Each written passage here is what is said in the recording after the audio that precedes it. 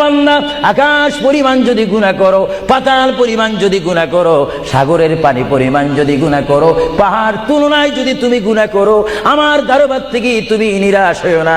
এ বান্দা, আমি তোমাকে একটি রাস্তা পাঠাই দিচ্ছি, একটি পথ তোমাকে আমি দেখাই দিচ্ছি।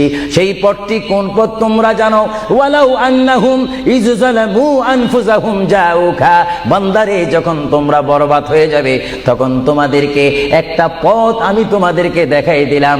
সেই পথটির নাম হচ্ছে আমার রাসূলের মদিনা। জোরে বলেন সুবহানাল্লাহ। বান্দা, আমার নবীর দরবারে গিয়ে কেঁদে কেঁদে তোমরা বলো, ইয়া রাসূলুল্লাহ, ইয়া হাবিবাল্লাহ, আয়া কা ইয়া রাসূলুল্লাহ।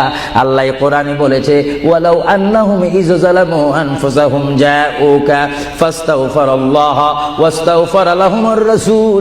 আল্লাহ বলেছে, হে বান্দা, তোমরা ডানে না গিয়ে, বামে না গিয়ে, পিছে না গিয়ে তোমরা সরাসরি আমার নবীর কদমে চলে যাও। আমার নবীর কদমে গিয়ে আমি আল্লাহর দরবারে তোমরা তওবা করো।